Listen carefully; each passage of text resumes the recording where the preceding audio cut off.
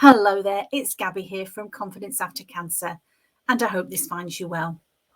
This week, I'm going to talk about a subject I've talked about before, which is about stress management. And I've talked before about how cancer prevention and looking after yourself after a cancer diagnosis, managing your stress is one of the best things that you can do for yourself. You know, none of us probably know exactly what caused our cancer.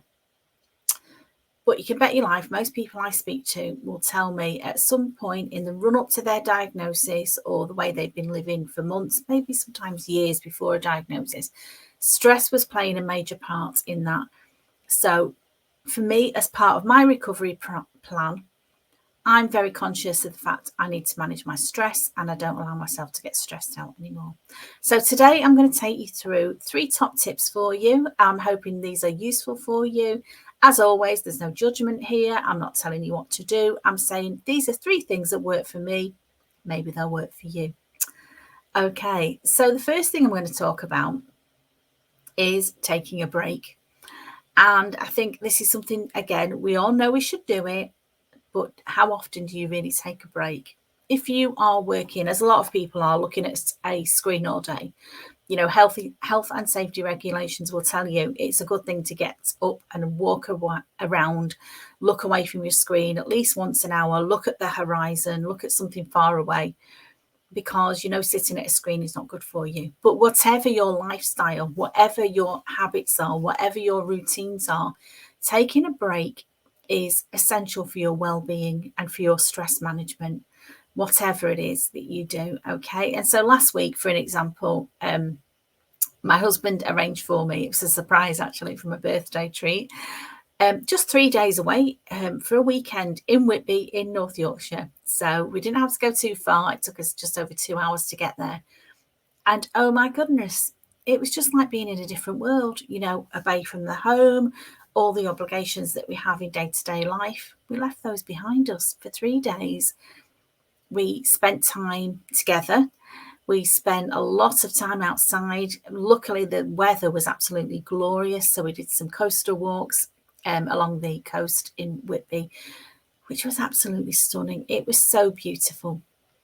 But to be honest, whatever the weather and wherever we were, just getting outside, getting some fresh air, getting some exercise is such a good thing to do for yourself. It's a real treat. And so 3 days away of just, for once, not worrying about what we ate. You know, the healthy eating went out a little bit out of the window. We treated ourselves to a lot of carbs, some lovely fish and chips. We found another shop that had been recommended to us where they did a wonderful pie and mash. We went for an Italian meal and had a lot of pasta. So yeah, just pure indulgence just for 3 days. And it's not something probably sustainable for a long time, but for just 3 days of a break, of putting our normal routines to one side, not having to set the alarm clock, not having to get up or be anywhere, or no commitments other than to ourselves, of having a really nice time. That break, as I say, we went for 3 days, well, 3 nights, so 4 days. It felt like we've been away for ages. It was so good. It was such literally a breath of fresh air. To get to the seaside, to take in the sea air, to do the coastal walks was just absolutely wonderful. And so that's something I'm trying to bring back now into my everyday life. Now we've been back for a week. And so today we've been for a long walk.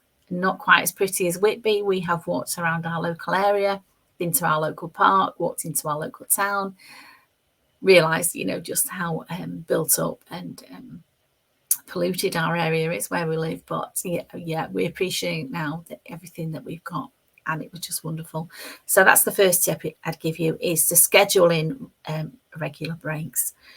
The second thing I'm going to talk to you about that's really good for your stress management is just juggling things up a little bit. So I said we've never been to Whitby before. It was a new experience for us. We went to some lovely places we'd never been before. We saw the Abbey. But just generally, new experiences are a really good thing for your mind, body, and soul. So I'm inviting you to think about what new experiences could you do for yourself to help you manage your stress. And again, we're all individuals. It depends what floats your boat, whatever you'd like to do.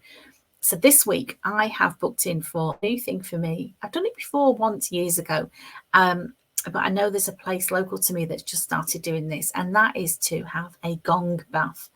And it's a bit like a meditation where you go in, I believe there's a big gong, and you lie down in the quiet, maybe in the dark, and listen to the sounds of the gong and the vibration that it makes. Apparently it's very, very relaxing.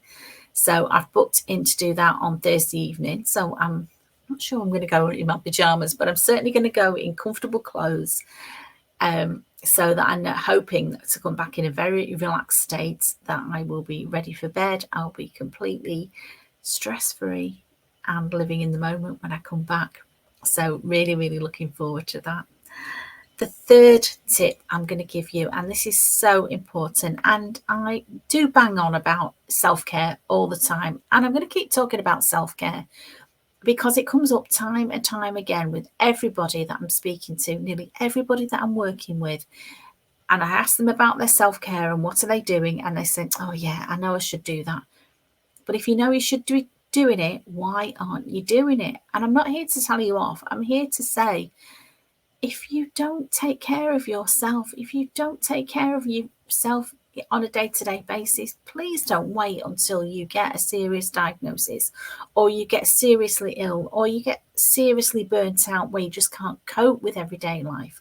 I've seen people have an absolute meltdown simply because they've ignored the self-care, they've not been taking breaks, and they've not been managing their stress.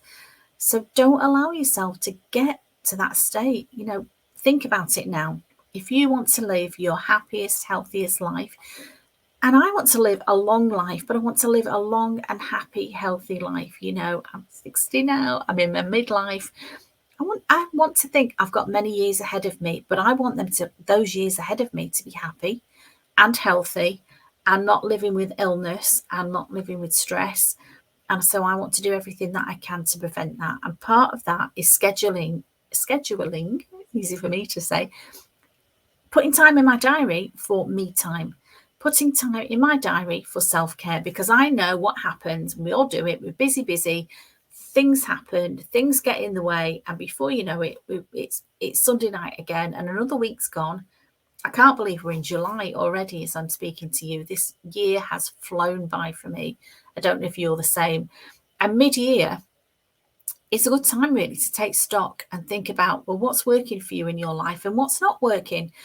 Give yourself some credit for the things that you've achieved. Don't be so hard on yourself. And, it's a natural thing to do when we look at our to-do list and we look at the things we'd like to achieve. But remember all the things that you have achieved already. And be proud of yourself. Be proud of the person that you are. There is nothing wrong with you. Oh, I can hear that thunder. There's thunder in the background. I hope you can hear me okay. I've had some glorious weather today, but I think there's a storm coming, which will be nice because it will clear the air, I think, and make it a little bit less muggy. And storms are beautiful to watch from the comfort and the security of your own home. I hope nobody's out in this storm. I digressed a little bit. Sorry. So what the point that I was making, for me, I'm a busy person. I'm also getting quite forgetful. And I also find it sometimes that I do a task or I have a thing to do and it takes me much, much longer than I thought it was going to do. So for me, it really, really helps me to plan and to schedule and to book in the time for my self-care. So as I said to you, I'm going to the gong bath on Thursday. I'm going to book it. I'm going to pay for it in advance. I'm going to make sure I've got a little reminder that's going to ping in my phone and tell me that's when I'm going. I am a bit old school. I do like a paper diary as well. So I've written it in my paper diary as well. So hopefully I'm not going to forget. I've also got a wall planner and it's on my wall planner. So I've got all these reminders to tell me, gong bath. Yeah, that's where you're going on Thursday evening. It's booked in. It's non-negotiable. It's happening. It's paid for. And the other thing that I'm going to book in this week is a yoga session. Love yoga. Not for such a long time. You don't even have to leave the house, do you? There's so much on YouTube. So many good people that you can follow on YouTube. Easy, gentle yoga for beginners if you've not done it before. Just 5-10 minutes in the morning always makes me feel so much better. And the more that I do it and the more habit I get into, it's a bit like the morning walk, which is my other thing that I'm going to do this week. I'm going to commit to 5 times a week, no matter the weather, even if it is raining. I'm going to put my coat on and get outside. First thing in the morning when I get up, I am going to go out and do that morning walk, because I don't really want to. I'd love to have another 10 minutes in bed instead. But you know what? If I get up, go for my morning walk, I know how I'm going to feel later. And so I've given you 3 top tips there for stress management. One, remember taking a break, taking regular breaks throughout your day, but also planning some regular breaks throughout the year. I'm working with somebody now and she said, I've not had any time off this year from work. Whoa, it's July. You need to take regular breaks. You can't go on forever and expect your body to not let you down in some way if you're not taking regular breaks. The second thing was new experiences. What new experiences can you think about? And please let me know if you think of some new things that you're going to try for you. Some things hopefully to relax you, maybe some things to give you pleasure. Whatever it is, new experiences. There's so many new things that we can all try. And I'm going to be sharing with you my new experiences, but I'd love to hear from you as well. If you've got new experiences that you try, that you enjoy, that you think will be helpful for other people, let me know about them. Thank you. And the third top tip was to schedule in some me time, some time for you, just for you, for self-care. How would that be if you just treated yourself to a little bit of self-care and a little bit of time and a little bit of treating yourself like somebody who is really important? Because guess what, my love? You are. I'm always here for you. Please reach out to me. You can get in touch with me. You know where I am. I'm at confidenceaftercancer.co.uk. Ping me a message. Get in touch. I'd love to hear from you. Have an absolutely fabulous week, and I will speak to you very soon. Thanks for listening. Take care.